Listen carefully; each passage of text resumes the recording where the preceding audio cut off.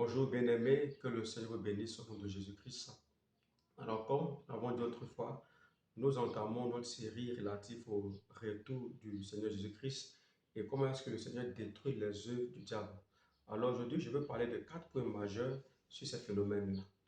Sachez que lorsque le Seigneur Jésus-Christ apparaît pour détruire les œuvres de Satan, le Seigneur vient d'abord avec la lumière et fait apparaître la lumière.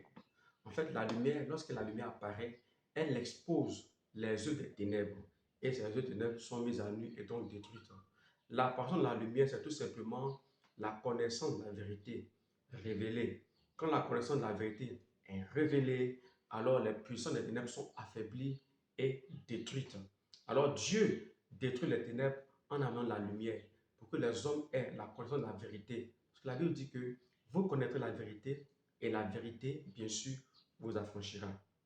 Le point suivant, c'est en fait ce qu'on appelle les décrets prophétiques. Il y a des prophéties qui peuvent être manipulées et il y a d'autres qui ne peuvent pas être manipulées. On les appelle les décrets prophétiques. Par exemple, vous entendrez parler de bruit de guerre et de guerre. Ce sont des décrets prophétiques. Que vous priez ou pas, il y aura des guerres dans le monde entier.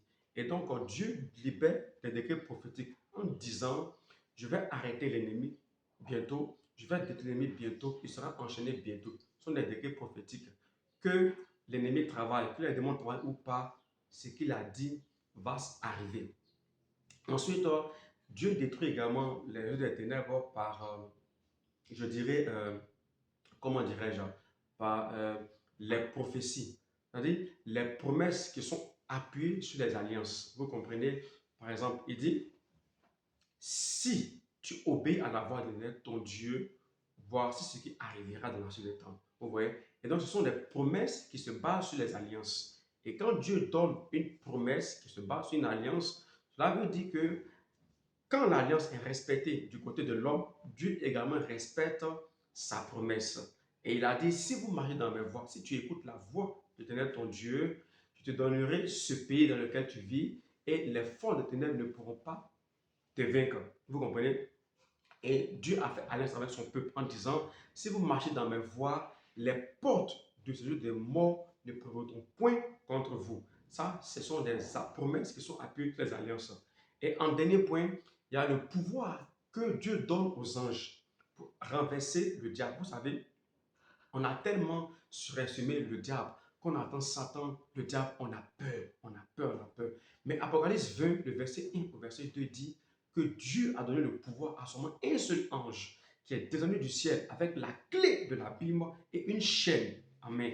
Il a pris le diable, il a enchaîné le diable, Lucifer, et il l'a mis en prison pour 1000 ans. Vous voyez, seulement un seul ange était capable de renverser Satan, celui qui traumatise la terre. Pour vous dire que, en fait, n'ayez pas peur du diable, n'ayez pas peur de l'ennemi. Les anges qui sont à vos côtés sont tellement puissants pour renverser une légion de démons. Vous comprenez?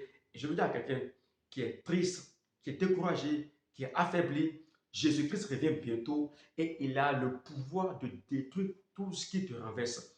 Aie foi en Dieu. Ceux qui ne croient pas au Seigneur Jésus-Christ, je vous exhorte à accepter le Christ parce que Christ revient bientôt. Je prie pour quelqu'un qui m'entend et qui me voit.